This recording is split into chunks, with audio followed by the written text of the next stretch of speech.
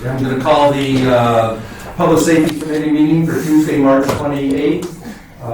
Call to order. Okay, we're going to do the Pledge of Allegiance. Everybody please rise. And we have Council Member Victor Cabral present here. So Victor, would you lead the Pledge of Allegiance? I'd be happy to. I Pledge allegiance to the flag of the United States of America and to the republic for which it stands, one nation, under God, indivisible, with liberty and justice for all.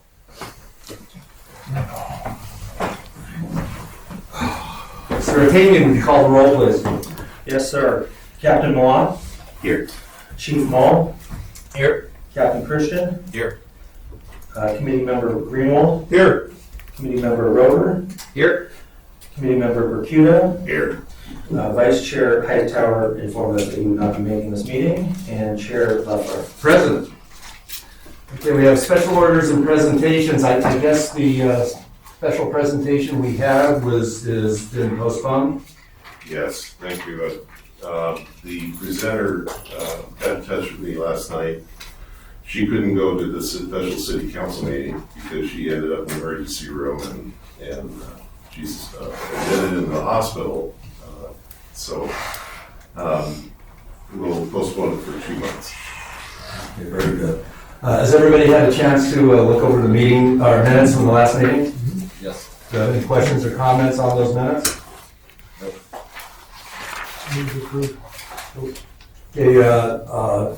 Commissioner Greenwald moves to approve the minutes. Our committee member Greenwald moves to approve. I have a second. Second. All in favor? All right. Okay, passes 4-0 with one absent. Okay, we have some special off calendar thing, but we'll do it now. So do we have any oral written communications submitted? We have not received anything. Okay, I'll take this opportunity then to a couple of introductions. The first introduction, because I know a lot of you haven't had a chance to meet him, is our new city manager, Andy Hall, who is here, who's hit the ground running, by the way, with all the things, mudslides and homeless encampments and the things he's probably wishing he might not have taken this job from Quiet Imperial Beach. But Andy, would you like to step up and introduce yourself? And I don't know if the microphone's working, so you might have to talk loud. I can talk loud. If you can hear me, I'm sure you guys can hear me. No, it's really great to be here. I have had a fun welcome to the community, right? It's been, in fact, my sunburn today is because the police chief and I just spent most of the morning down at North Beach, just observing things down there, and we met with some staff, and we'll be having a meeting last night. I don't know how many of you had an opportunity to see. The city council directed staff to come back to them with a plan about how we can address some of the things that are happening in the community in terms of code violations, whether that is smoking or drinking or maybe loitering in front of businesses so the businesses are unable to open, some of those kinds of things. And the chief and I are going to come back to the city council with a plan that includes roles for the sheriff, roles, of course, for our staff, which is the code compliance and our park rangers, as well as maybe some augmentation in special circumstances with some outside help when we have some of those busier times. So we're really looking forward to that. We sure appreciate the work that this group does. I know that has been one of the biggest concerns for this group. We're very fortunate that San Clemente is such a safe community. We're very fortunate, but we should protect that with everything we've got also, because things can get out of hand so quickly. So your work is really important to us. Appreciate the work, of course, of the Orange County Sheriff and Orange County Fire Departments and our staff. And, you know, it's almost that season. He looks all comfortable right now, right? In about a month. Lifeguard captains just go crazy when everybody starts coming back to the beach, and it's right around the corner. But they love that time of year, and we have some really, really good lifeguards that love what they're doing. So really glad to be here. Love the community, and it's just been an incredibly warm welcome from everyone in the city, and so I really appreciate getting to meet you guys. And I hope you know I have an open door policy. Never hesitate to come up and say hello or invite me out to something you'd like to see in the community. Courtney is my boss. She keeps my schedule, and so That's why Andy made it here. I contacted Courtney. Exactly. Coordinate with Courtney, and I'll be there. If I tell you I'll be there, no promises. But anyway, thank you so much, and I hope you guys know that I think if you did see the council meeting last night, the number one responsibility that the city council has in their mission statement is for us to have a safe, healthy environment in which to live, work, and play. That's the number one statement in our mission statement. So what you guys do is really, really important. Appreciate what you guys do. And like I said, never hesitate to call. We'd love to come to these meetings once in a while just to say hi, or when you have some special things that you'd like to run up the ladder. I'm very glad. It's a little easier. The idea of a city manager sometimes is you can talk to one person and get it to all the members of the city council without, they can't talk to each other. You know the Brown Act. They can't talk to each other. So sometimes I can be a conduit for some of that information you'd like to get to them. So. Yeah. Well, thank you. And I can say in the last 2 weeks, I've seen Andy at more public meetings off base here than the previous 3 city managers combined. I mean, he leaves here and goes out to the field. It's been incredible. So we're very fortunate to have you. So welcome, Andy. Thank you very much.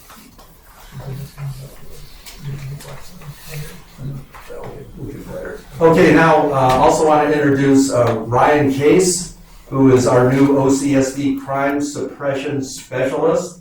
And we're so fortunate to have him. We've been without one for a while. And one of his primary duties is going to be to help us with Neighborhood Watch.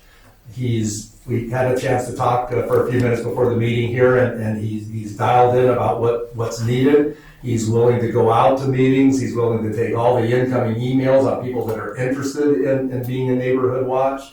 And the best thing about it is he is a retired LAPD officer, which tells me that he's very competent to do any assignment, Chief, whatever you might want him to do, including lead a mobile command post, whatever you need. I know that Ryan is capable of doing it. So we're very, very fortunate. And Captain Benfield talked about you a month before he left, that we were getting a really special guy in this assignment. I really think we are. So Ryan, you want to come up and introduce yourself and say a couple of things? Sure.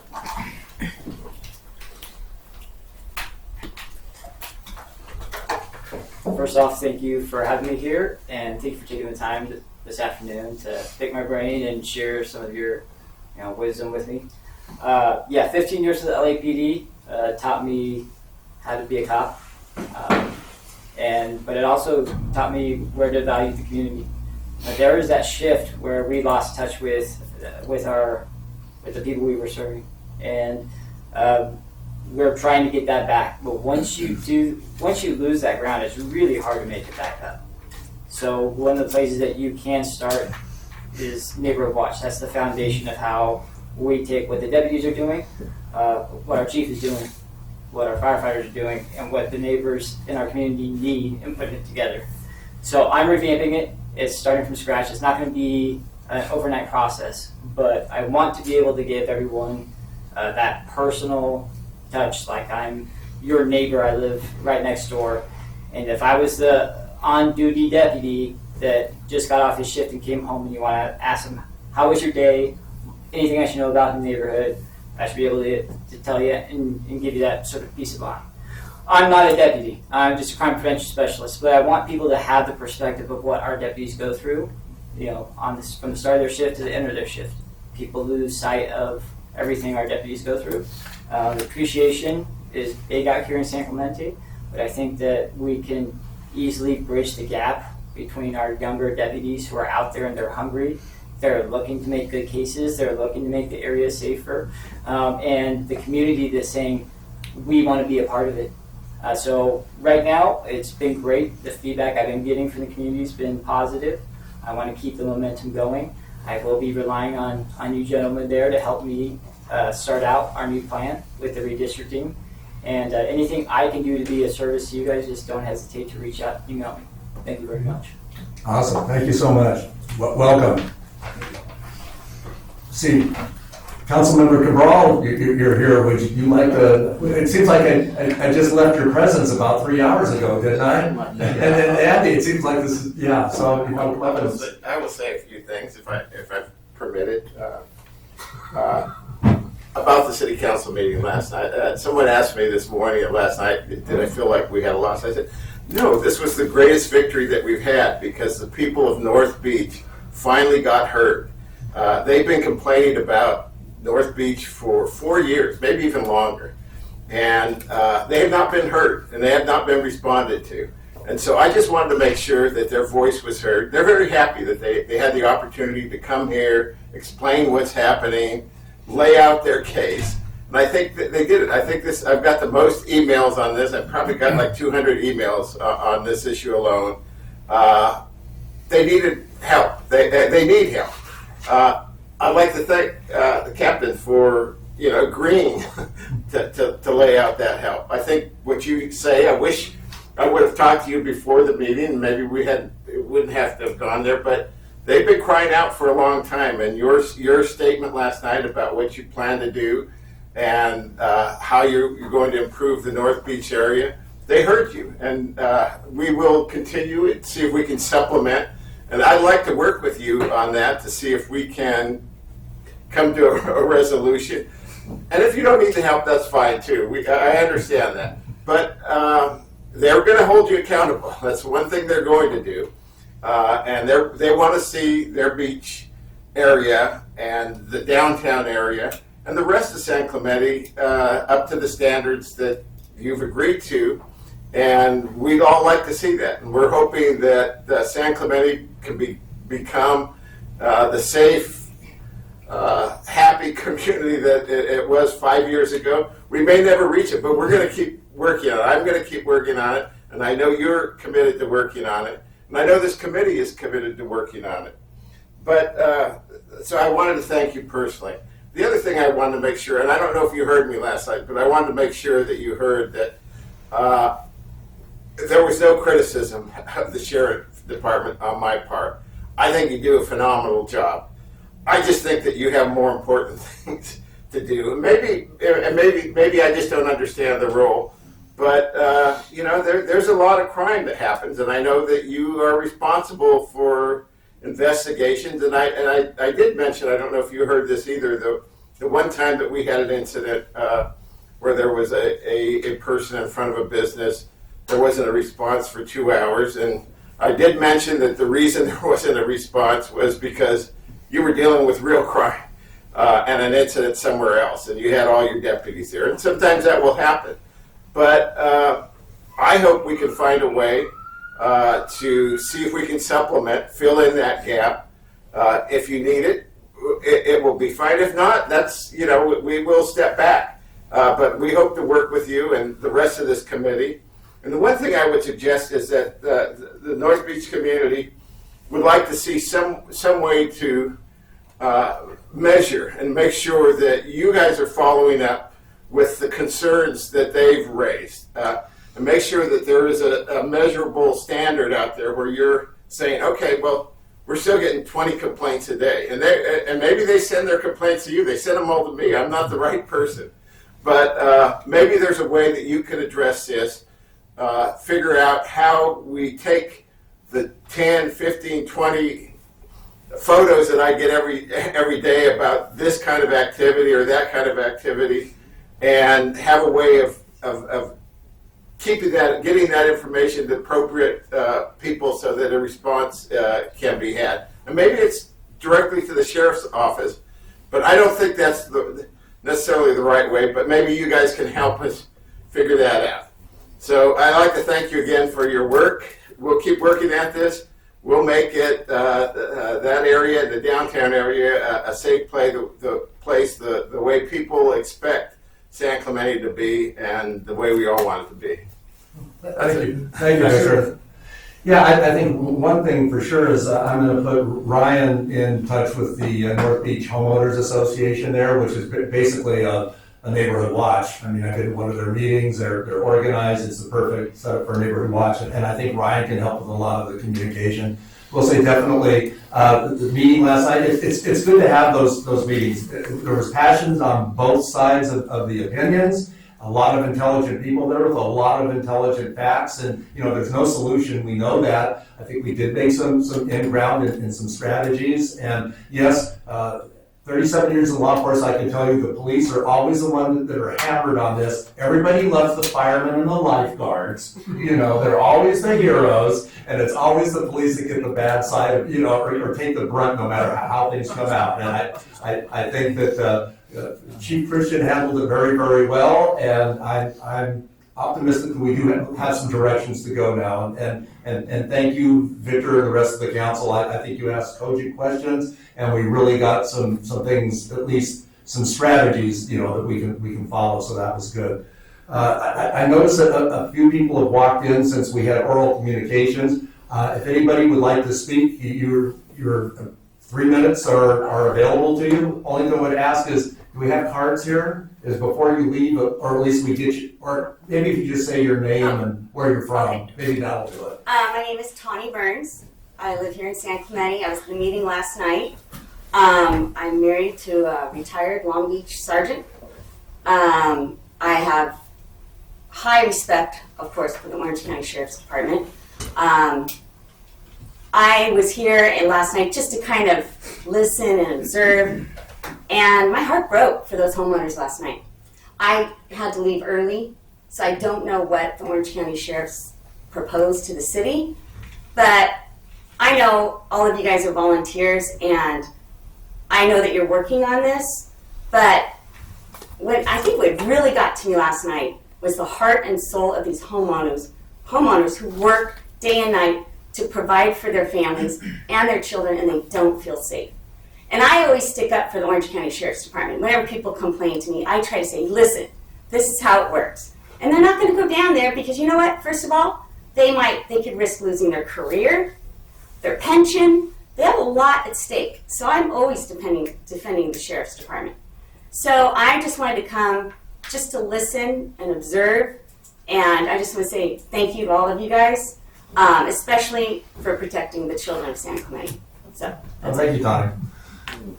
Anybody else wish to speak? I am allowed now, I guess I should say something. Step on up. Can we get your name and the city you live in? Yeah, Javier Arnone, and I lived here for 47 years. So I've seen, and my wife has too. That's why we actually both met at San Clemente High School. I worked with you before, going down in the encampments, looking at the behind Marblehead. Yes. Yeah. So I know there's a problem here. And Chief Christensen, my brother-in-law is a lieutenant, retired Sheriff's Department. I'm an airline pilot. I've been one for 33 years. So I take safety, and I know you guys are on board. But and I was a little bit, and I know Victor is too, and I really appreciate it. And I take safety as an airline pilot. It's kind of like sometimes what we do is inbred in our lives in some way, even though I don't want it to be, but it is. And safety is number one. Fire department, police department, council members.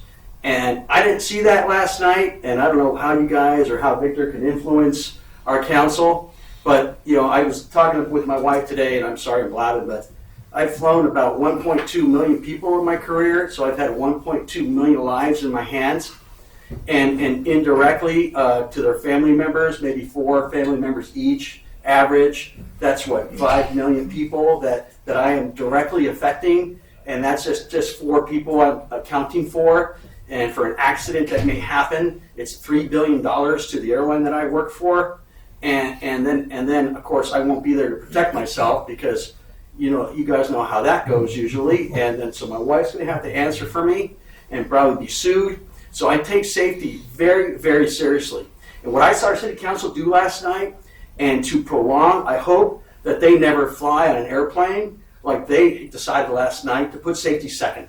Because when the airplane has a problem, when the fire department has a problem, when the sheriff's department has a problem, they are going to tackle that right now. They're not going to make and think about it and have discussions for another month or 2 to see what's going on. So I was really disappointed. I don't know how we can fix this. As a captain, chief, sometimes I may think I'm doing the right thing, but I need other people. I need to listen to my co-pilot, I need to listen to my flight attendants, my ground personnel, and maybe sometimes I can't do it all. I can't. So then I have to realize that, hey, maybe this program that they were talking about last night is a bridge to help me bring these people to where they need to go to safely. And I was a little bit disappointed, honestly, last night, Chief, that you didn't say, hey, let's just try it for 2 months. Because you guys, and I'm not pointing my finger at you, sir, but you guys are very busy, and I know that. I mean, our neighborhood is guns and hoses, that's what we call it, so there's a lot of police. I love them to death. Again, my brother-in-law, my little airplane partner, was a policeman also. So it's very serious, and you guys have other problems. You guys don't need to talk to someone that's panhandling. You don't need to do that. You're busy. But if they see, and that's what I was hoping for from you, Chief, is last night saying, our city will be so much better served by things like that with that type of service that was offered last night. And I think that really would help us as a city and you as a chief, and help our police force here do the things that are really, really important. That's what I have to say. But again, the most important thing is God's safety. We're all here for safety, and that was kind of ignored last night. Except, thank you, Victor. That was ignored, and I was really disappointed in that.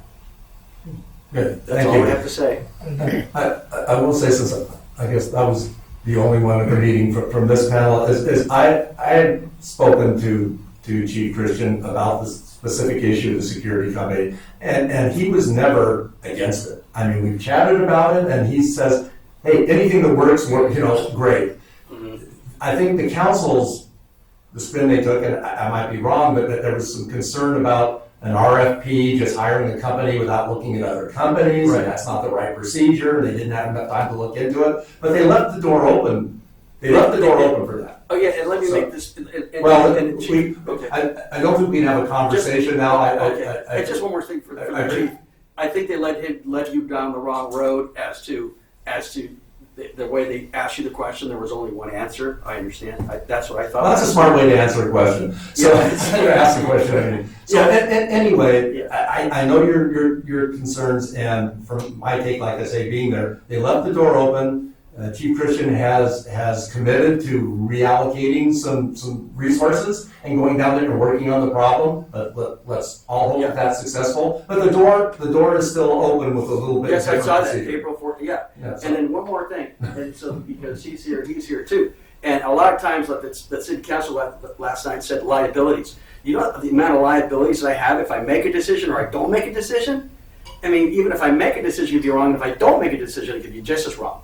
So that was just like I was just dumbfounded at that one. Well, okay. I So appreciate it. hopefully you guys can talk to that. The story continues. And then we continue. Okay, absolutely. Thank you. And I'll just for the audience's benefit, I'll say, I mean, our primary, the Public Safety Committee, we work at the direction of the council.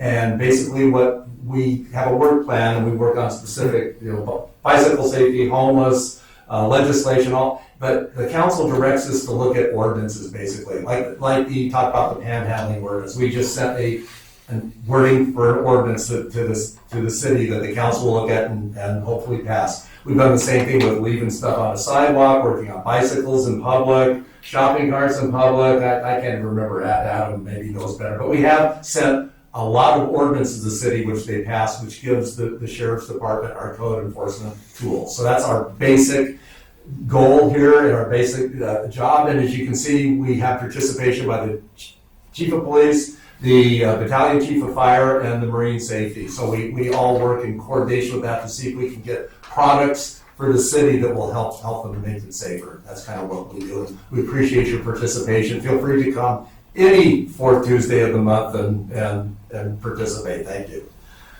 Okay, with that, reviews and recommendations. We have code compliance performance measures. Yes, thank you.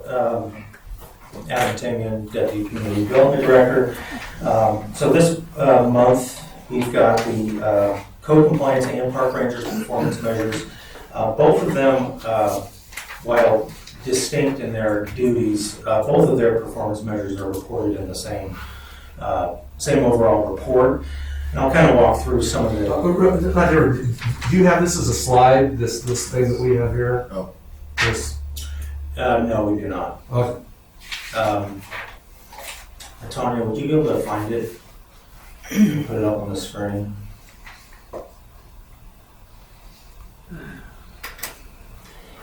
In any case, I can begin going through some of these numbers. And the first thing I'll do is kind of tease out what relates to private property enforcement versus what relates to public property enforcement. Right now, the code compliance staff do a majority of their work is related to private property nuisance abatement.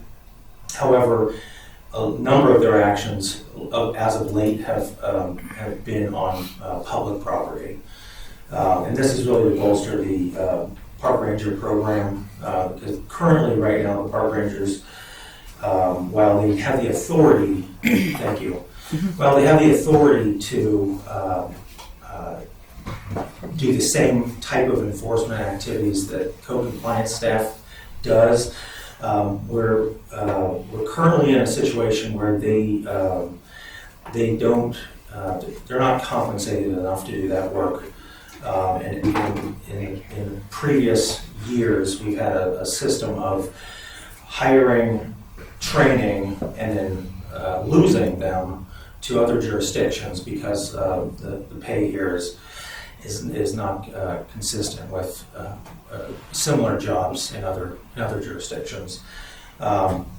So looking at the numbers, I'll start with the first one. Number of new cases. Cases relates to private property nuisance abatement. We don't have cases on activities in public, and that's because a public property type incident is something that's going to be open and closed in the same day. Whereas private property nuisance abatement can relate to structures that are built illegally, and that can take quite some time to remediate those issues. The number of complaints processed, the number of cases closed, number of case actions, number of site visits, those all relate to the Code Compliance Division's activities. When we get down to items like number of non-parking violations addressed, number of parking violations addressed, number of park and beach patrols, all of those numbers are related to the park rangers' activities. So I can go into a little bit more detail here. If there are specific questions, I think that's might be an easier format. Yeah, I've got one, if I may.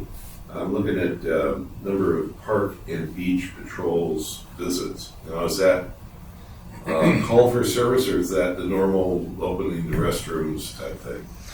That includes opening restrooms and closing restrooms at night. It also includes just a general daily patrol of park areas. For this time frame, this number is consistent with what we would call a full staff of park rangers. However, in the last couple of months, I can tell you this number is going to go down a little bit because we've been reallocating resources to deal specifically with hotspots. And so they're spending a bit more time at North Beach or down by the Pier Bowl area. So they're not currently doing as many patrols so that they can focus on more of the nuisances that are specifically the subject of last night's council meeting. So you're more of what you're talking about is more of a directed patrol. Now, who directs them to do those things? Who's the coordinator on saying, let's hit this spot tonight? That would be my call. Okay. Now, we do have internal staff meetings where we discuss particular hotspot areas, but Code Compliance is pretty familiar with where most of the complaints are coming from. Okay. Mike? Concerns me when I hear that we are hiring people, we're spending money and spending time training them, and they leave. A lot of law enforcement agencies and a lot of other people, they have a contract with people that if we train you, okay, and you don't stay for 5 years, you reimburse us for the training. Have you thought about that? We have. The problem with that is that most of the training is the actual direct cost of that training, as far as money out of pocket isn't really that much. The biggest impact is, like, for example, getting people certified through a PCA 32 program. That requires 40 hours of time. These are all part-time staff, and so that essentially takes them out of work for about a week and a half to 2 weeks, depending on their schedule. Beyond that, the rest of the training is in-house. We have our city prosecutor's office providing a lot of that training, so there's not really a way to quantify that expenditure. And it's not the city's current practice to require people to pay us back if they. It's just a thought, and I mean, while all these people are being trained, we're paying them, okay? And they're not really producing what we would expect out of a park ranger. So there's a lot of money tied up there. Just an idea. Thank you. Yeah. Anything else? A couple of quick questions. Number of parking violations addressed, and this is through the summer when it's really busy. Is it our parking people that do the tickets like down to the Pier Bowl lot and all that? The park rangers will, as resources are available, will issue parking tickets in city, the parking lots associated with parks, beaches, and other city facilities. So the Pier Bowl would be. Yeah. I'm just, trying to find money to maybe do some of the services where we, like talking about at the meeting last night, revenue. It just seems like in July, 16 parking tickets it probably didn't spend much time. Andy, did you have something to say? Chief may answer this as well. The CSOs do that as well. So maybe you could fill They in. do. that there's other people doing that as well. Can we get Volunteers do it. sometime a number of citations that they have? I'm just curious. And how late do the park rangers work? I thought it was 10, but there was I think they saw some park ranger activity last night, like closer to midnight at North Beach. Yeah, the park rangers work every day between 4:30 a.m. and 1 a.m. Oh, okay, very good. And can you give us an update? Now we're talking about this. I know that we've been looking at raising the salary for park rangers to try to get more people to apply and maybe a higher level of person that might stay for a while. And even talk about maybe going to 40 hours for a couple of positions instead of part-time so we can have some retention. Can you tell us where we are with that? We are internally still reviewing options on that. Okay. As reported in the immediate action plan by the interim city manager, Sean Joyce, we had discussed bringing something back to council during the budget process to evaluate those positions. Okay. Very good. Okay, and so we're park rangers' performance, that was part of this, right? This slide. Yeah, their numbers are wrapped up in here. One thing to keep in mind, though, the code compliance division's workload has changed a little bit over time. For example, we didn't start issuing misdemeanor citations until about a year and a half ago or so, and so we haven't been reporting those numbers. It's still kind of a work in progress. We have some staff that do it more frequently than others, especially our swing shift code compliance technician position that operates from 2:30 p.m. until 1 a.m. Thursdays through Sundays. They have, over the past couple of months, they've been going out and issuing citations for like curfew violations, smoking on the beach, things of that nature. How many park rangers are actually certified to issue citations? Currently none. Is that something we could do? Our experience has been that if we train them to take this kind of enforcement action, they will be able to apply for and acquire better paying positions within 6 months. And I have gone through basically a wholesale replacement of the park rangers on a yearly basis now for the last 2 years. So park rangers, they basically they lock up the bathrooms and unlock the bathrooms. I mean, that's, And they spend a lot of their time dealing with abandoned property. They'll post notices, they'll collect property, they'll clean stuff up. But opening restrooms and closing restrooms are a primary function of their time. okay.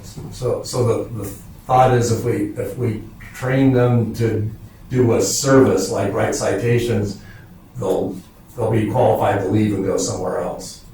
Yes, that's a So we keep them under trained as a strategy. No, the problem is compensation. It's entirely compensation. And this is something that, the city has talked about for a while. I brought it up to this committee in the past.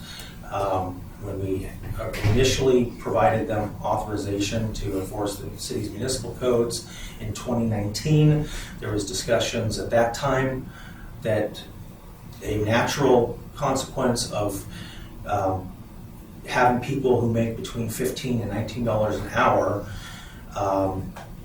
be capable of doing this type of enforcement would require an increase in their pay so that we don't lose them. We're fundamentally just subsidizing the training programs of other jurisdictions. I think, I mean, a couple of years ago, we talked about this, it seems like, and I think 2 city managers ago, we recommended that exactly this, for $20 an hour, a park ranger, you can't expect them to do anything, and we're talking about this gap. If we paid these guys $30 an hour and had them full-time and had a couple of positions at $30 an hour, they would probably stay and do the work of 4 of them at $20 an hour because you could get a better quality of person. And I know we've discussed this. We brought it up to the city council. It just seems like it goes nowhere. So, Andy, this might be something to really look at hard. I mean, you get what you pay for, and I understand Adam's position, but when you're not training people to keep them here, what are we keeping here? Well, I appreciate having this discussion. One of the things that the city council has asked me to really focus on and stress is making sure that we keep the good employees that we have in the city here, and that has not been happening. Part of that is compensation, certainly, but part of that is also culture and opportunities for progression through your career. Sometimes it's not just your salary. Sometimes it's the opportunity to be able to move up and move into different positions and be able to make progress and feel like it's not just a job, it's a career. And they have asked me to concentrate on that. So again, I can't judge the past, but I can't accept the fact that we are keeping people undertrained so that we keep them. We've got to convince the city council, and I think we can do that. I really think that on the surface, you think, well, we can keep lesser paid employees, and that's great for the budget. Actually, that's not. Good employees that are properly compensated are the cheapest thing you can do in any organization that's a service organization like a city. The longer we can keep people here, you get the institutional knowledge that I think we're missing in our organization. You get the experience, you get the dedication that I think that we maybe are missing in our staff.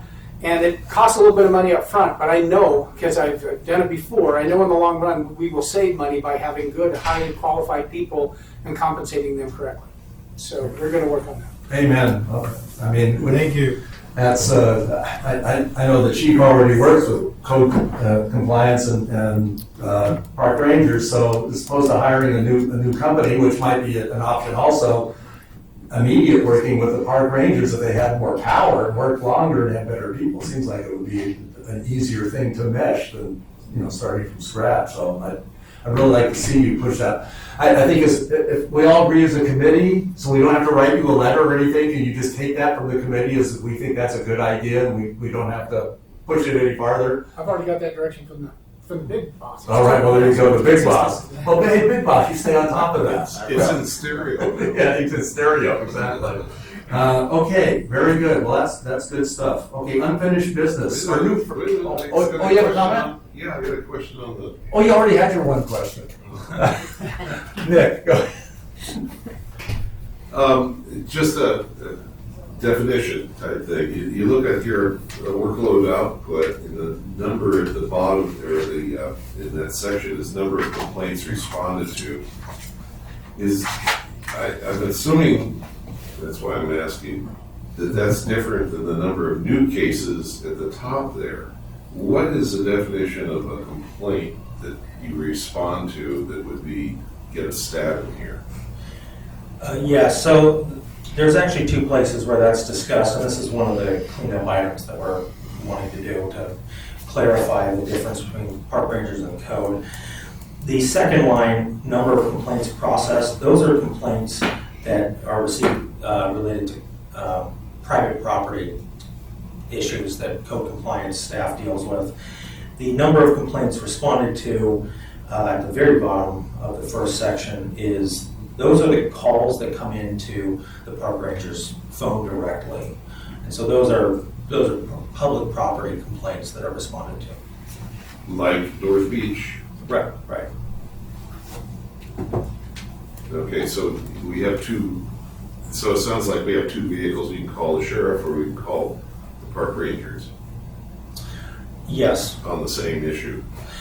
Yes, we would typically advise people to call the sheriff if there are immediate threats to health and safety. With an immediate threat to life and property going to 911. Other, like, call them lower level criminal activity, we would recommend non-emergency dispatch. And the reason we advise people to do that is because the Code Compliance Division is not staffed 24 hours a day. And if something should come to us that should be responded to by OCSD immediately, we would recommend that they go that direction. For general nuisance issues, by all means, contact the Code Compliance Division. Okay, now code compliance and park rangers, is that two different phone numbers? You can contact everybody through the Code Compliance hotline. Okay. That number is 949-366-4705. The park rangers have a duty phone that they're always on, and that phone number can be. Okay, so let me see if I got this straight. The types of complaints that would be the park or code compliance or park rangers, like in North Beach, is the restroom is in a bad condition. That would be not, the sheriff's department would be more of park ranger type thing, or? Yeah, typically like abandoned property, people, using beach or park facilities without permits or doing something that's not, allowed. But things that are going to be more, I'll say, more criminal in nature, even drinking and smoking on the beach, those calls have classically been something that OCSD addresses. We've had park rangers and code compliance addressing it, but as I mentioned, currently the park rangers are not equipped to deal with those issues other than educating the public. And when code compliance staff is available, they can respond to that. But even those types of calls require, if we're going to write a misdemeanor citation, we still require the OCSD to help us identify people if they don't have ID. But as far as the complaint stat here, it would be more of not necessarily a criminal type thing. It would be more of a fix-it type thing. Yeah, potentially. I mean, some of these complaints that the park rangers respond to are the AYSO has a field reservation and somebody else is on the field. Okay. So they'll go out to Vista Hermosa or Bonita Canyon and kick non-reservation folks off of the field. Gotcha. Or the lights aren't turning on, or there's something wrong with, some feature of the park. Okay, got it. Thank you. Appreciate it. Any other questions? Move on to new business. Let's see, new business. Do we have any New business? No, there is no new business. Anybody want to bring up any new business? Okay, unfinished business now. Okay, so now we're going to our work plan. And the communication and disaster preparedness update, and do we have a PowerPoint on that? I think we do. Who's going to present that? I think I shall. Oh, perfect, okay. Would you like me to change the slides for you? Or do you Yeah. like control? You want this? And then I won't have to Oh my say. God. Pass that down. Fancy, right? That's nice. Oh, technology is what it That's buys. good You have stuff. all the power now, Nick. Oh, God. Okay. This is prepared, this slide presentation prepared by Charlie Hightower, our committee member that is not present today because he's snowed in Utah. So I'll do my best on this stuff and we'll include Scott because of these subcommittee reports. Let's see what we got here. It's done there. Hold on one second. Let's try this again. Okay. There we go. There you go. Okay. Charlie and I are on this subcommittee of disaster preparedness, and we're doing a lot of little work on here because we found that the background is that the city lost their emergency preparedness full-time employee a couple of years ago, and during COVID, it was just lacking help in that, in the disaster preparedness and area. So one of the areas is Red Cross emergency sheltering. That's the mass care stuff. We're working with Kyle Kroger, who's designated as the city's emergency preparedness coordinator at this point. Right now, the Red Cross has done their site survey for 2 areas in town. One is the community center, and the other one is Girls and Boys Club. But that's still a work in progress too. The emergency food supply, we're working with Abound Food Care, and we're working a contract or an MOU with Abound Food Care. It's at the attorneys, I think, at this point, and going over their agreement so we get this in there. We're addressing food insecurity in the city and the region, basically. Because one thing is to have the indigent and elderly and Meals on Wheels and those type things. That's an everyday type thing. We're talking about a regional problem where logistics come in and the grocery stores cannot support the public coming. And we've seen that during COVID where shelves are empty, you know, the toilet paper thing and we're looking at on the news, we're looking at water being unavailable, water bottles because of contamination in the water supply. Well, this one takes care of food, and the Abound Food Care is taking food that would normally go to other areas like landfills, and it's perfectly good food. It's been now it's diverted by state law to these kitchens. They prepare the meals, put it in vacuum sealed containers, and they freeze them. And they have these cargo containers which are frozen, all this frozen food, and it's there available. It's rotated about every 8 months, so we don't have stale food. The food is rotated out, and the older food is sent to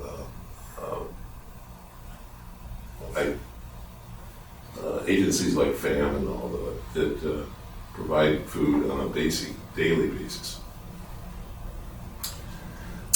Let's see, wireless priority service, we're looking at that, and that gives priority for public safety of all levels, priority to telephone and to mobile phones, so that we can take priority when we need help to call out over the mom and pop on out in just a regular phone traffic. And that's a governmental thing that is sponsored there, and it's done very well. We're, let's see, government emergency telecommunications service, that's another one of those. That's with the landlines getting priorities. Tsunami alert and exercise, I'm working with, this week, this week that we're in right now is the statewide OES tsunami awareness and drill. We're not engaged in that right this moment.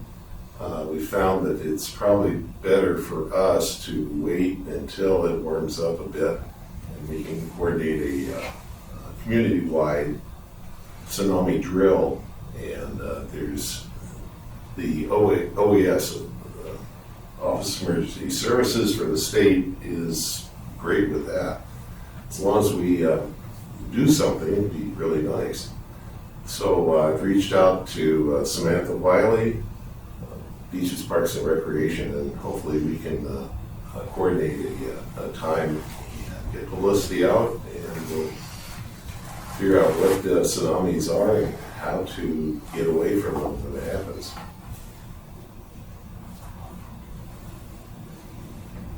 Technology Review Subcommittee. Yeah, let's move on to the technology review since you've got your slides up. Thank you very much.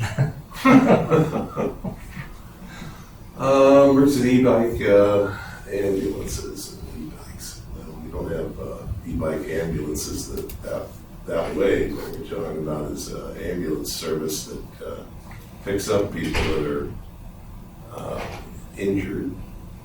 Trying to get stats on that, find out what our e-bike problems are. And they also have a whole bunch of different things here. Charlie has put together some slides here. Here's an e-bike that's used in France for emergency responses. Interesting. Let's see, LA City Fire has got a electric fire rig. It was interesting to look at. It's got a 2-hour battery on the thing. And then, oh, by the way, we've got a 300 horsepower diesel engine as a backup. Smart, right? So it's a hybrid. Yeah. Gotta have some gas though. Gotta have the diesel there.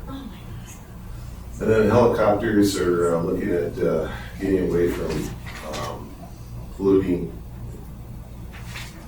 by electricity or fuel cell through hydrogen.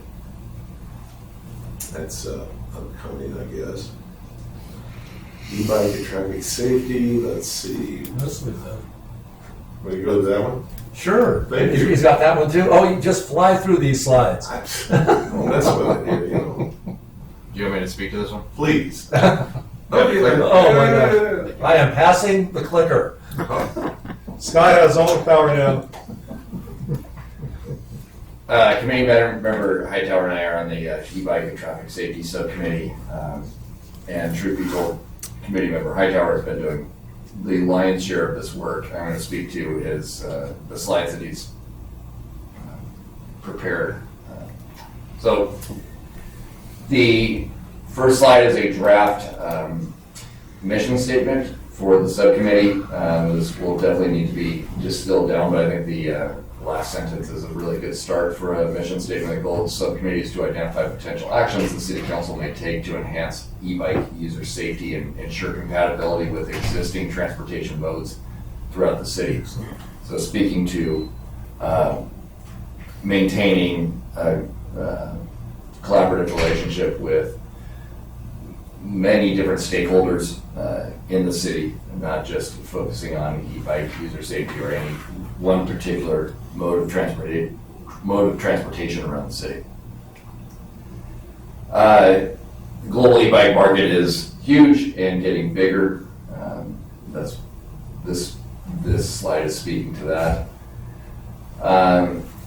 This is some background on different types of e-bikes, different classes. So class 1 would be something that doesn't go over 20 miles an hour and requires the pedal to, the user to pedal. It's like a pedal assist.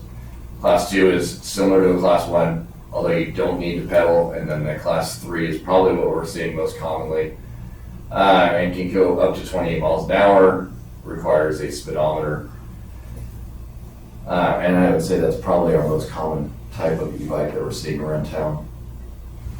This challenge that we're seeing in the city with the increase in e-bikes is not unique to San Clemente, and as much as we want to say that we are the e-bike capital of the world, we may have more per capita because of the resources that are available to us, the attraction of getting down to the beach at many different modes of transportation. But e-bikes are statewide, nationwide, and worldwide, as we've seen. And the challenges of an emerging technology like this are being addressed at several different levels. So I'll circle back to that, but this is some more background on the types of e-bikes and where they can be operated. Different municipalities have written different regulations. There are some restrictions as to what can be written and not written at a municipality level, such as a municipality cannot require a separate license. That's a state law.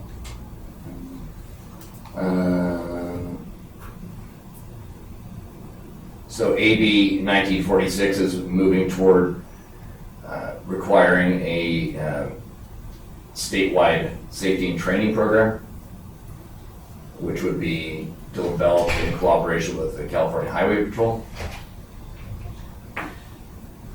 Some more e-bike or bike-friendly code changes. This talks about drivers needing to allow space for bikes. Like I said a couple of slides ago, that municipalities can't write regulations that require a separate license in their town. So, like, we would like to say that we're the e-bike capital of the world, but we can't make an e-bike capital of the world driver's license so that you can only ride your bike here. You can restrict the use of e-bikes on different types of trails and bike lanes. And then that last point is that e-bikes can cross streets on pedestrian walk signals rather than just on green traffic lights. So as we like to say that a bike would fall into the same traffic laws as a car or a motorcycle, the regulations are a bit of a hybrid because that is a departure from your standard car or motorcycle traffic law. Chief, would you agree with that? I would. Harumph. Rim shot. Carlsbad has a similar challenge to ours with e-bikes, and they recently implemented some ordinances. One of which addresses the e-bike rider must dismount their bike if they're within 50 feet of a pedestrian on a trail that's 5 feet or less. That would definitely apply on our on much of the beach trail. And again, it just comes to an enforcement issue. You know, we can recommend all the the laws in the world, and the council can approve all the laws in the world, but it's going to come down to enforcement. Can and I finding these. throw something in? Absolutely. Real quick, a conversation that Chief Christian and I had about the bike trail and e-bikes where they're prohibited is Captain Christian has suggested that there might be perhaps an opportunity for like a task force of reserves, maybe during as the summer months come, where they could actually get some OCSD reserves down there to do some, of course, first education, but then enforcement if it was deemed necessary. And that would be really great. I can't imagine anything better than that, than having a couple of reserves down there at North Beach and then down by the pier to kind of remind people that, that they're prohibited. So I hope you can follow up on that. That would be great. Yeah, I know we talked about it at the last meeting, and I reached out to our mutual aid bureau who runs the reserve program, and they'd be absolutely thrilled to send some reserves down. And that's something that we will definitely do as we hit the warmer months here. I think having reserves with the capability to issue citations, warnings, education at various points along the beach trail will assist us in our efforts to reduce the amount of bikes, or e-bikes specifically, that are on the beach trail. Absolutely. Sorry to interrupt you. No, that's not at all. I think that's about it. Lithium-ion battery fires, and this is more of not specific to just e-bikes. This gets into electric powered vehicles. And Chief Malm could probably speak to this more than I could. That's an emerging technology, and it's also an emerging hazard that we are all trying to get our arms around and work with the industry to determine our best management practices, change our strategy and tactics. It really comes down to some changes in fire suppression and then ultimately disposal. And I don't mean to blindside you with that and ask you to speak to it. Not at all. Yeah, it's definitely an emerging concern in the fire world completely. FDNY has put out some really good information on the lithium-ion batteries. We just had a really big fire up in Laguna Hills at a facility that housed lithium-ion batteries. The exposure when those are on fire, obviously, the health exposure is extreme. So even all of our fire personnel that were on that call had to have blood work done and some testing. So it's definitely an emerging technology. We're working to try and get information out to our fire crews as far as safety concerns with that. And as more comes, we'll definitely bring that here as well. But yeah, it's happening more and more often. The e-bike fires are more and more common, but there's batteries everywhere that are causing some concerns. So. Can I ask a question, follow-up type thing? Regarding these electric batteries and things, you get into these cars, you have special training to when you rip the roof off of a car and those type things, what not to cut. Absolutely, yeah. We have actually for a few years now been training on those electric vehicles, hybrids, because there are certain portions of the vehicle that you may have used to be able to cut through to get somebody out that you may not be able to anymore. So that's very commonplace for all fire agencies. We're training on that so that we know where we can work safely. Don't cut the orange cable. Don't cut the orange cable.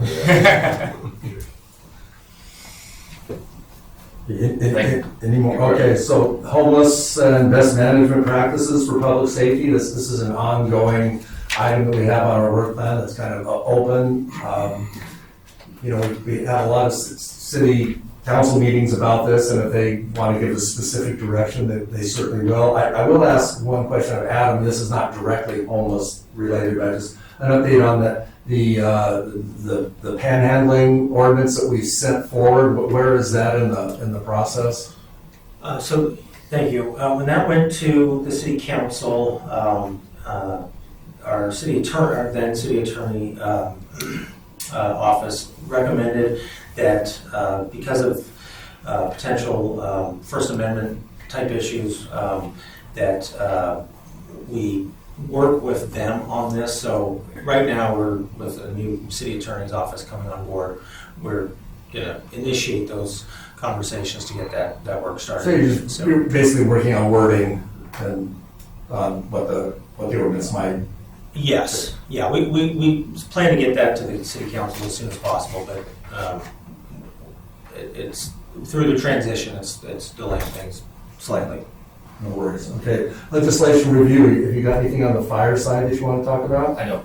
Okay, I've got a couple of things, and I know that Captain Benfield must have had something to do with this, because he always would send me an email from the OCSD, from their legislative unit, and I think Captain Christian, you just sent me the same thing. So I guess you had a conversation with him. I appreciate that. That's very, very good. So I'm going to go over just a couple of things that are kind of interesting. Part of this legislation, you will see a common trend of trying to limit the police department or sheriff's department, law enforcement's ability to do their job, which is kind of interesting. The first one is AB 93. They want to prohibit law enforcement from conducting a search of a person's vehicle or person based solely on consent. So in other words, you say, well, can I search? And the guy goes, yeah, okay.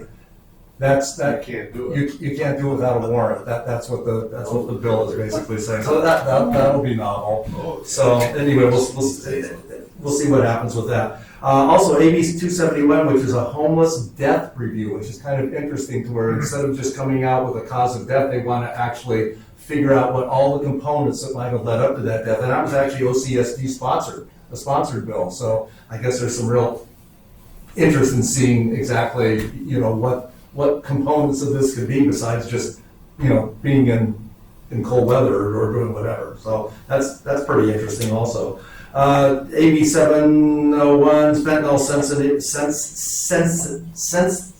sentencing enhancement. There we go. That's a good one. We'll see how that turns out. AB 955 will prohibit the sale of fentanyl on social media.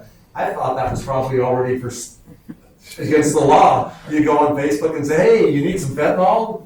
Hit me up. Yeah, I guess they need to close that gap a little bit. But hopefully they pass that one. We'll see what happens.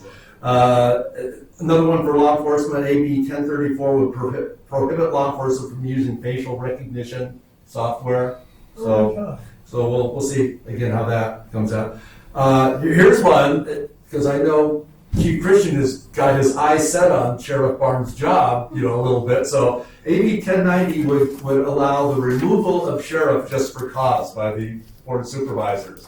So you better keep your eye on that one there. Well, that was spurred out of LA, right? What's that? That was spurred out of LA, wasn't it? Yeah, I'm sure, because of LA, I'm sure. SB2, this is actually OCSD opposes this. They want to further regulate CCWs, and have to read the whole bill to see exactly what they mean by that. But OCSD is opposed to that. SB 62, another fentanyl enhancement to actually raise it on the list of narcotics to make it equal with heroin and cocaine, which seems like that's a good one. We'll see where that goes. SB 402 would limit the this is a good one for Chief Mall also. They want to limit the response by law enforcement. They want to negate response by law enforcement if the call is for anything related to homeless or mental disability. So they want to regulate it to where the only people that can respond to those would not be armed law enforcement, but fire and non-armed police. So that'll be real interesting when you get that crazy guy hopped up on something and not send a police officer, just send the guy with the clipboard and the Just have to have a gun. It could be armed with anything. So we'll see how that goes. And the last one, and this is the most interesting, thank goodness that bill has been killed. SB 719. Our state legislature wanted to give access to all police radio communications in real time to the public. So in other words, we used to have those scanners, way back in the 60s and 70s. Those were minor abusing. Now they want to give access. So in other words, if SWAT is deployed on something and there are communications about where we're going, what we're doing, they wanted to get access to the public to that. Well, who thought of that? What a great idea. Luckily, that failed early on, so that's dead. But that kind of gives you an idea of what our state legislature is thinking as far as what would be good laws to pass. So it's law enforcement is a good thing to be retired from. So with that, we'll move on to we did human trafficking. Still trying to get in touch with Brenda Wells to see what she wants to do as far as awarding these hotels or doing whatever, so that's still open. Technology review. Oh, Chair Leffler, just Yes, sir. one item on that. There was $3,500 budgeted by the city council for that work. We will we'll maintain it in the budget, but if you guys need any help kind of getting that moving, let us know. Is that a use it or lose it by July kind of thing? No, we can roll it over, but when the council budgets something in a particular time frame, we want to use it Okay, soon thereafter. I'll make it a point to get in touch with her and see, because I'm sure she probably has some ideas about that. Okay, technology review. Who's on that? Well, okay. Technology review is Hightower and me. Did you want to say something about it? Well, technology is good and all that. It's just I'll draw us back to some old businesses, the flock routine technology. And that's one of the first things that we addressed ourselves with. And I understand we got 15, the first cut in. And it's been on the agenda for the next cut, like the park out there, Maxburg Park. Those are not installed because it hadn't been approved by the city council. Is that correct? I believe that those were installed. Am I wrong on this? I think So they- when I came in, Chief Benfield was under the impression that phase 1 and 2 had already been approved. Turns out that phase 1 has been approved and installed, but phase 2 has not. It was agendized a few weeks ago, but that was killed. And it wasn't When you discussed. say killed, what do you mean?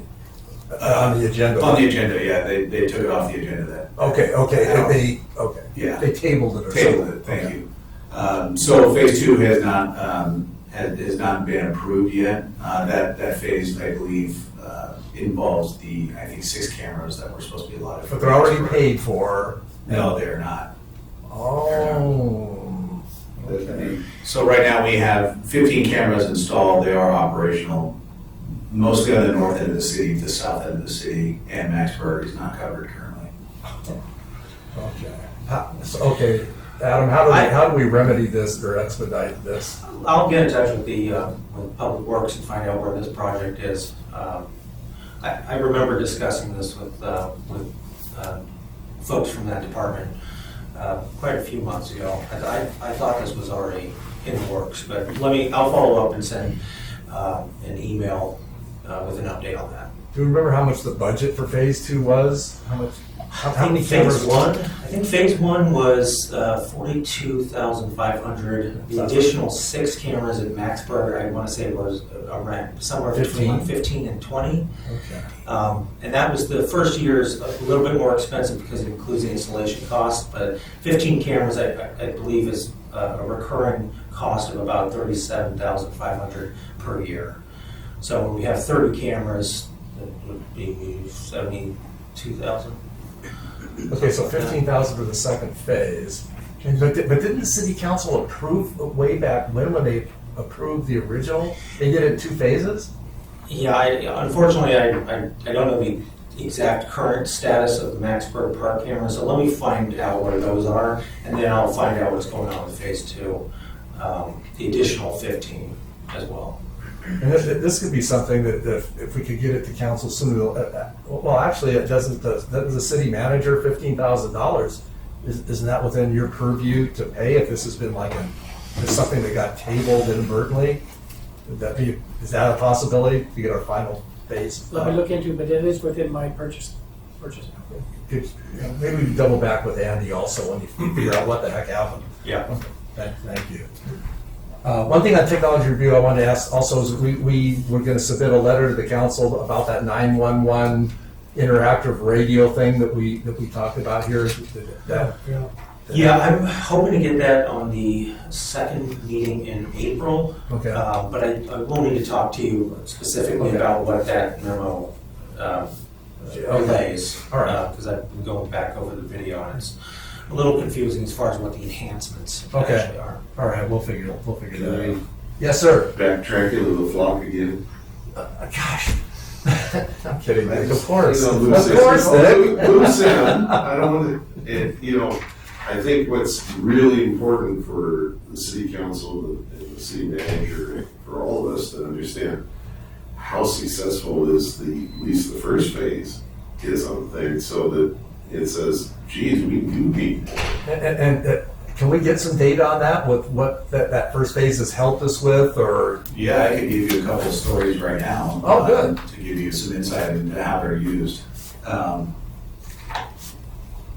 So, since the flock cameras have been up, and I want to say they went up somewhere around November, if I'm correct, when they became operational.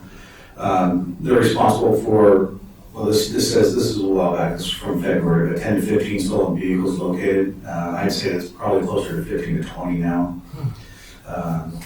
Over the last 4 to 6 months, on November 5th, there was a hit and run vehicle versus a pedestrian, causing injury on El Camino Real. The DUI driver fled the scene of the collision, and after initial investigation, the license plate was sent out over the radio, and the license plate was entered into the flock system.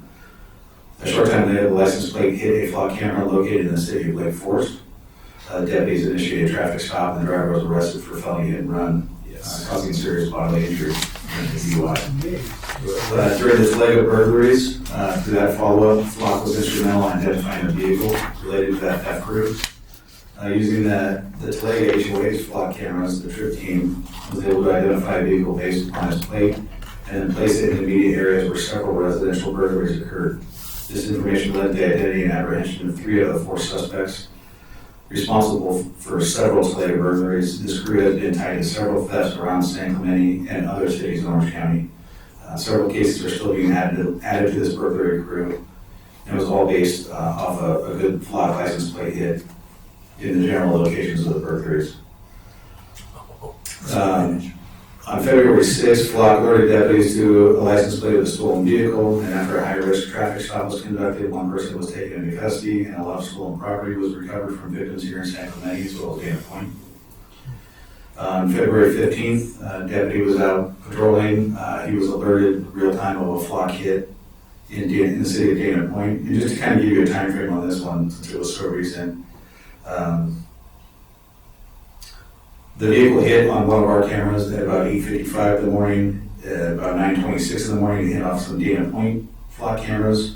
And so all these systems are tied, so it's not just the camera here in town, but the deputies have access to all the other local agencies as well. At 9:51, there was another hit back in San Clemente, in the area of Los Mares. So the deputy, knowing that, started patrol checking the area, came across the Ford Mustang that was stolen out of the city of Ceres. And there was a small pursuit that was initiated, went northbound 5 at a high rate of speed. The pursuit was terminated due to safety reasons. Then the vehicle hit another Flock camera in the city of San Juan, and ultimately led to the recovery of the vehicle. It had been abandoned, and there was also some drugs and some paraphernalia that was related to that stop. And just on my way over here today, I spoke with the investigators.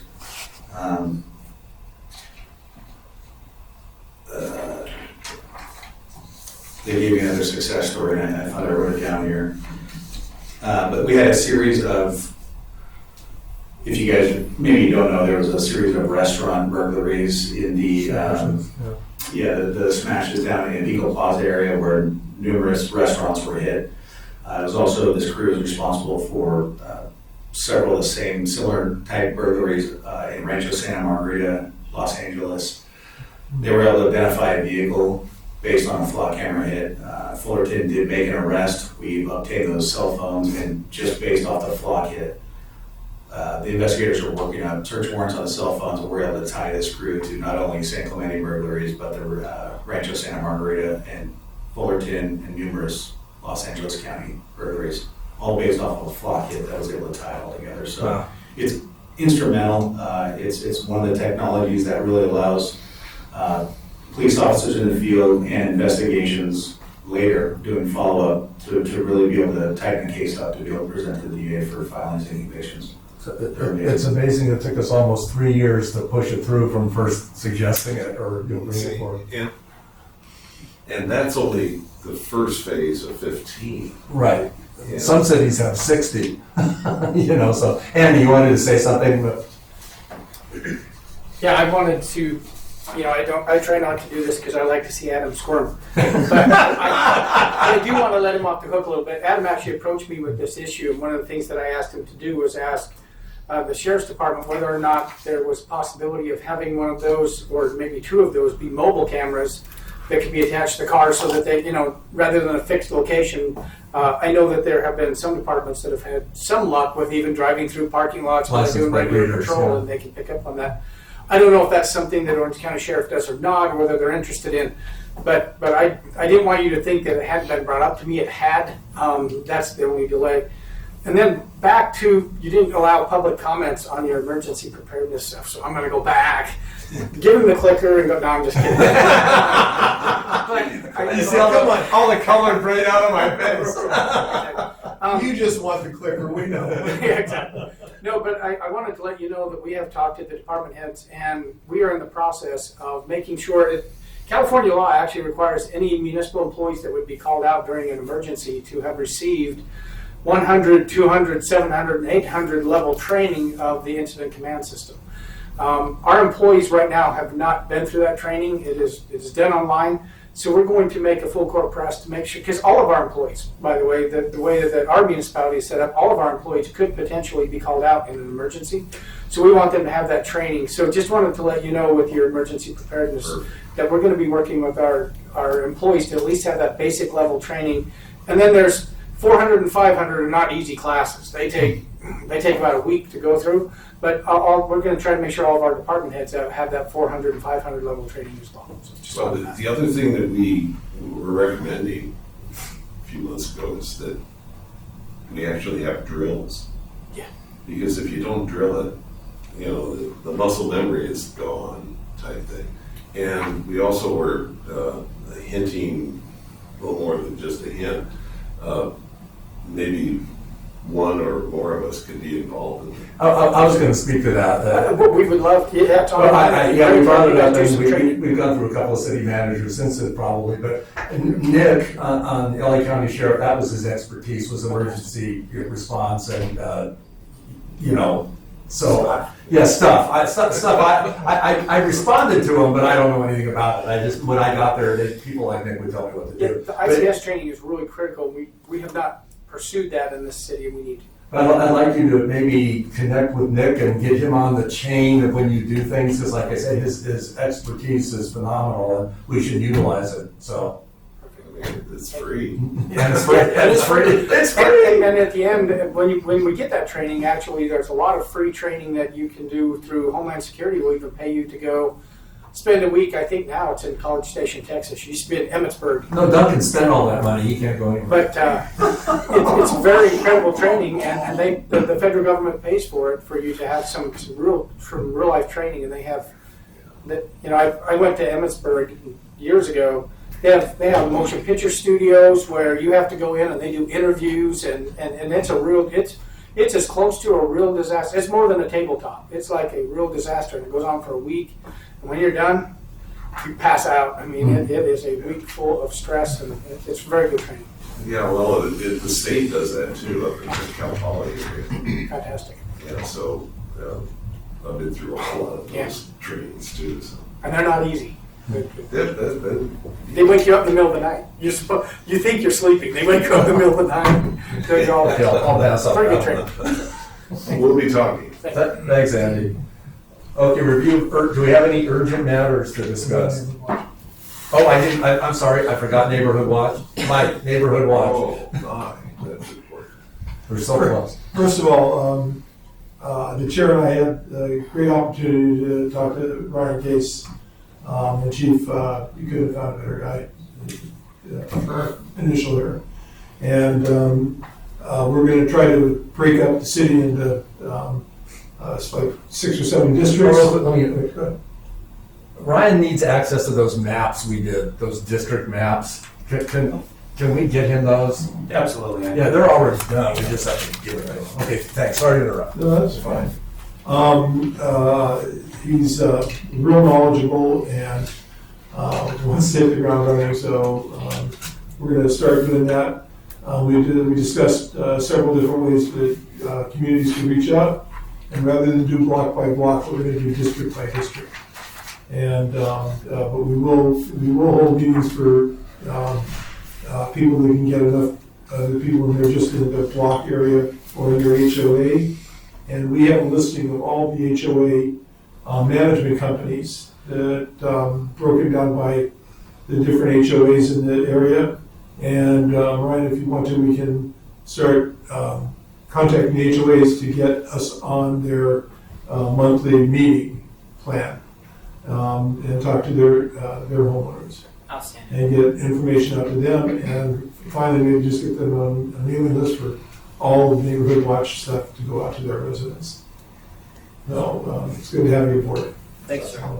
Can I add something on that too, on the? Okay, this is your neighborhood fifth watch? edition.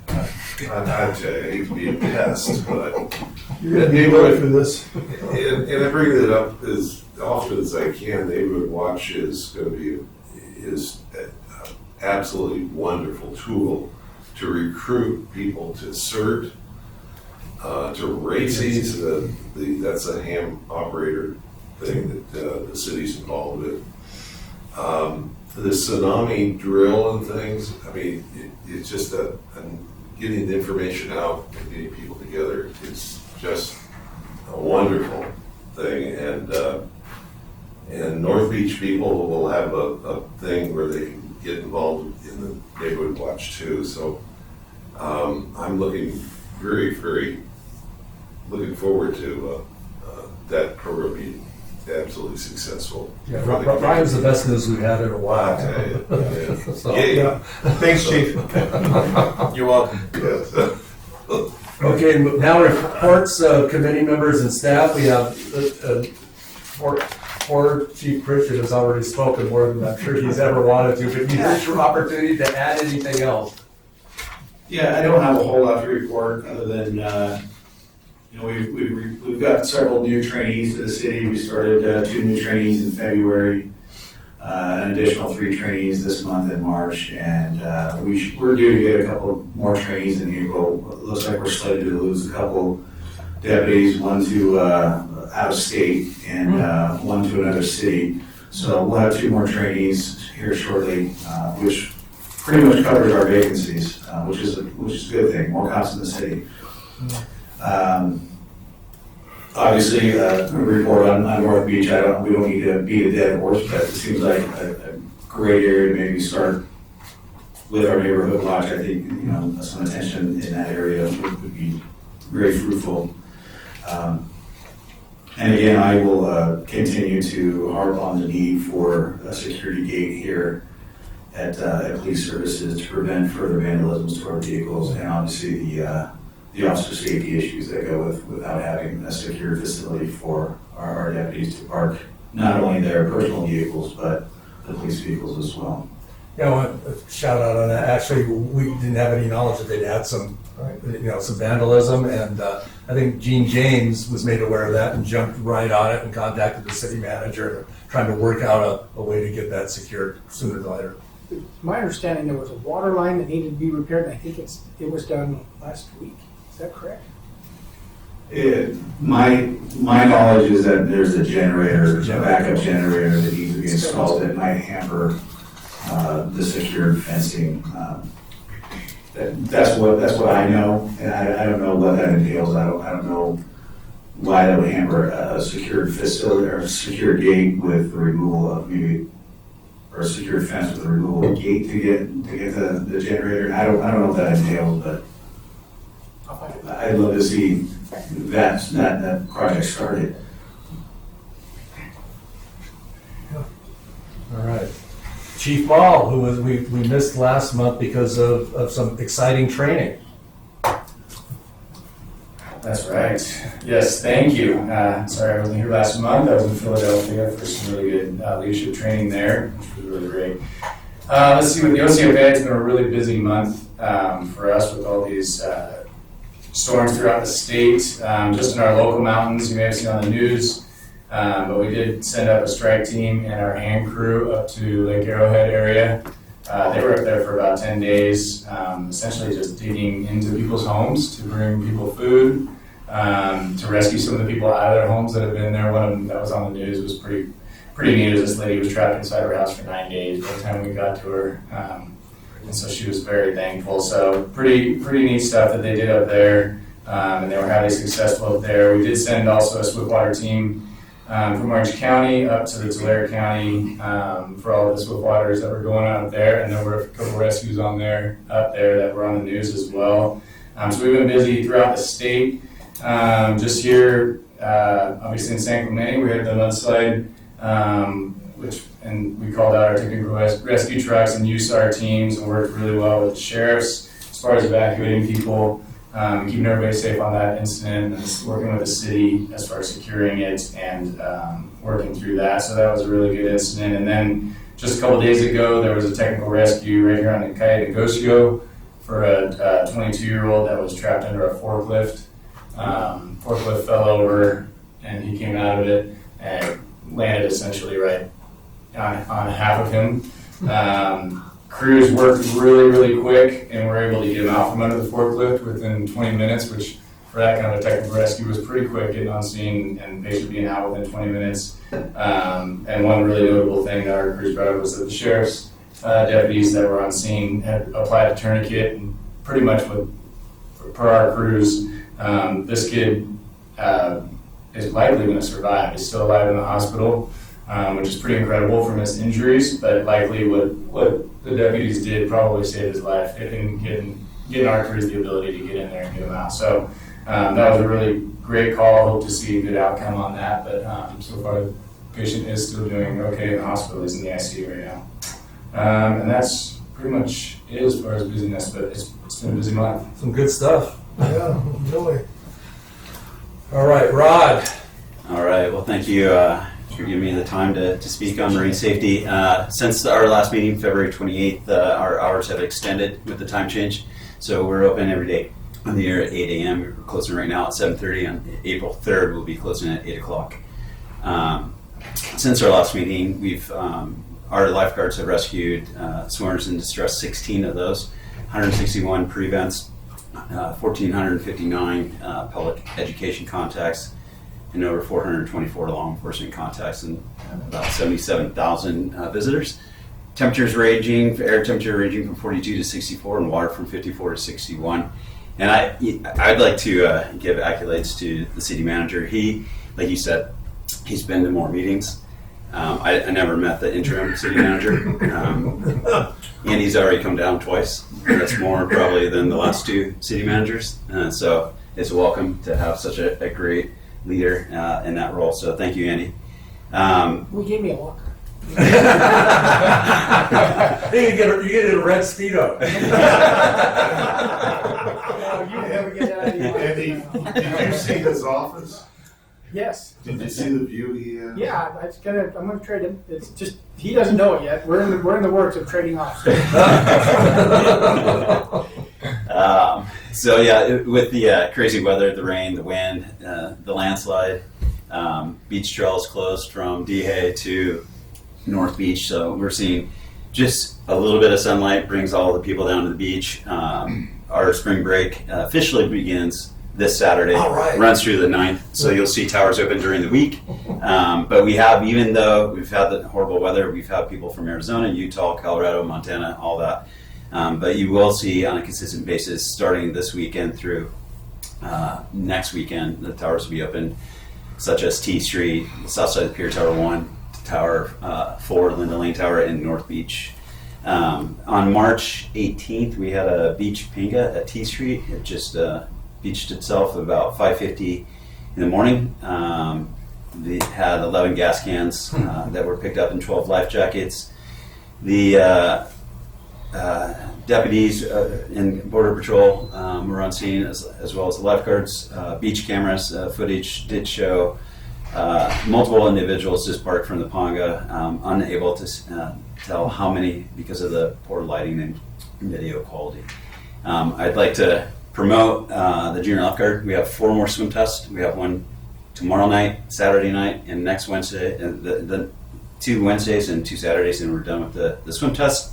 Registration will begin on April 26th, and so that should be exciting. We have 6 session dates. The first session will start the first Monday after school gets out on June 2nd, and they will run 3 weeks apiece. You either do 9 to 12 or 1 to 4. And our Rookie Training Academy just finished 4 weekends. They finished this weekend on April 2nd. We have we did invite 12. We're down to 8. Cross our fingers that everyone does really well this weekend, and potentially we could see them fill in some vacancies that we have on the Monday, the day after they finish their training. So you might see them in the tower that quickly, as long as they did well. And that, I believe, is it. And as far as towers, we won't have towers open during the week unless there's a need because of the crowd. But on weekends moving forward, you will see towers open. I want to give a shout out to Michelle Brooks' son. Never broke 2 minutes, and he took the first swim test 1:39. Wow! So you'll be seeing him down there at the junior guards. He's very excited. Can I ask a question? At 6 now? Okay. Oh, okay, Charlie. I mean, okay, Nick, go ahead.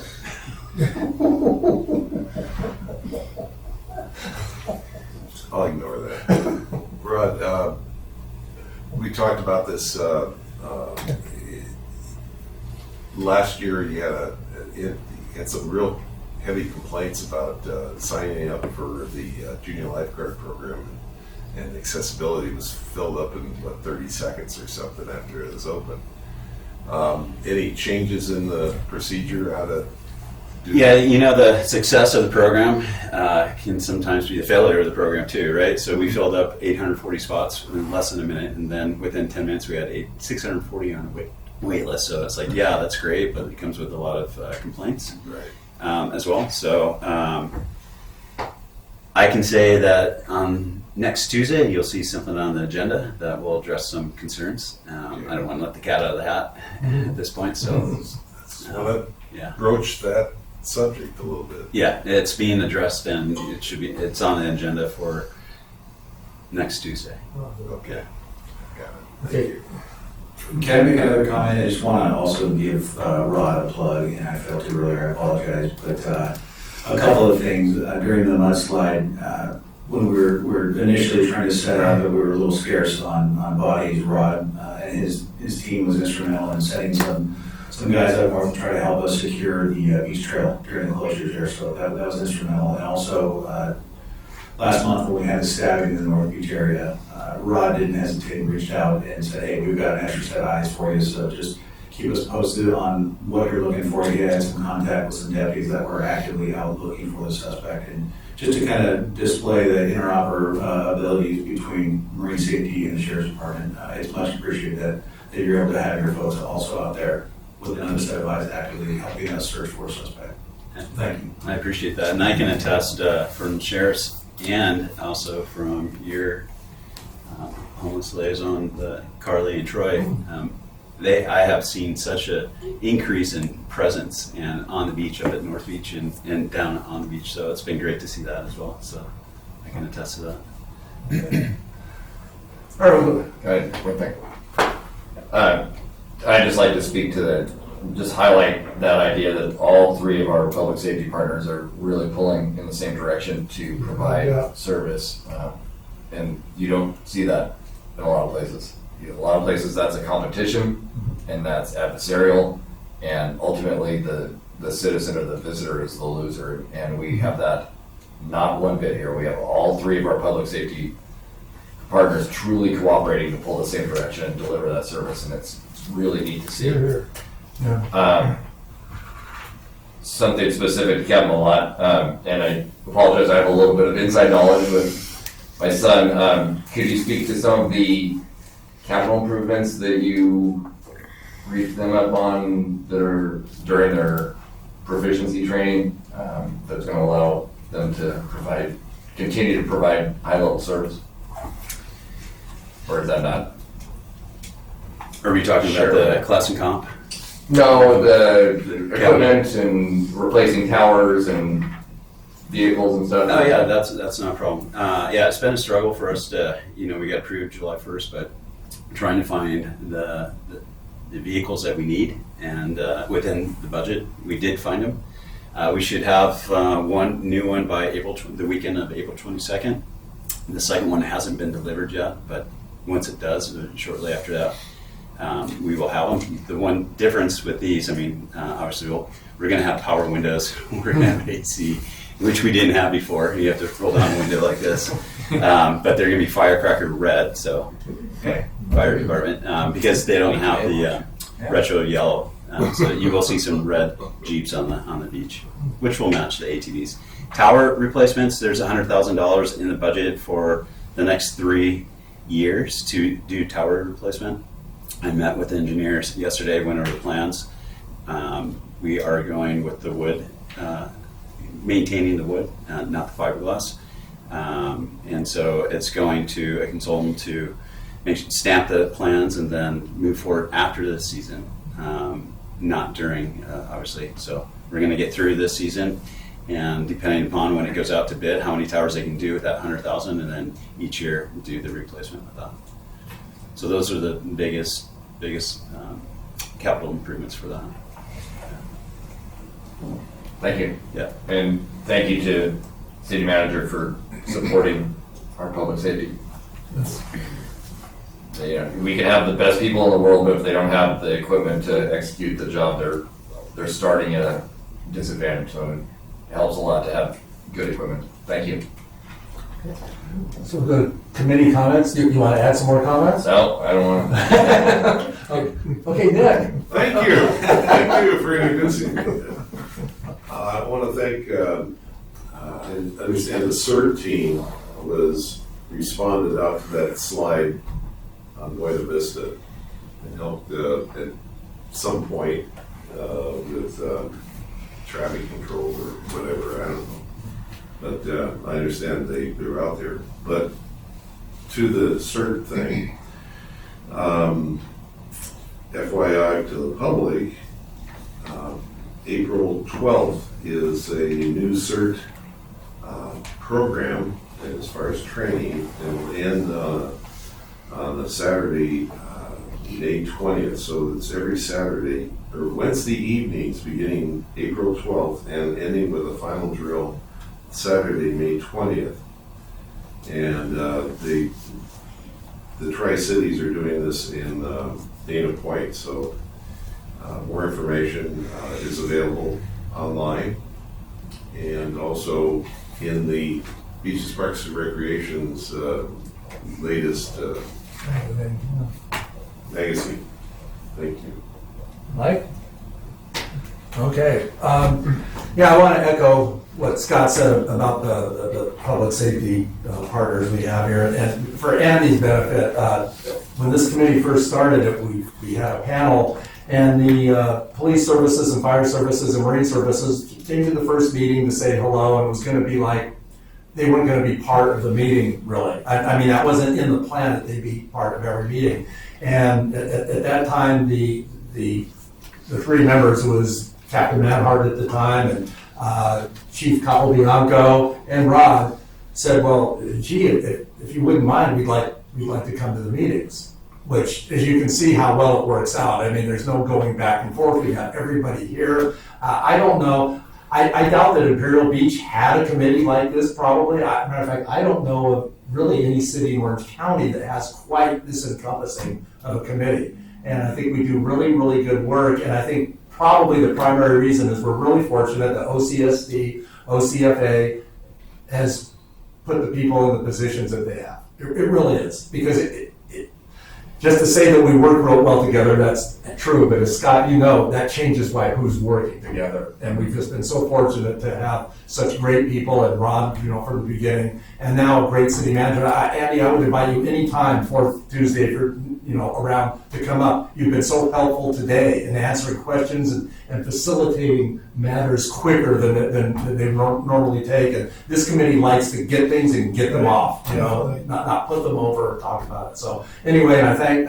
Adam again from the beginning, as much as we go back and forth, I really enjoy Adam, and I appreciate the work that he does. So anyway, thank you with that. I'd like to make a note that it is 4:45.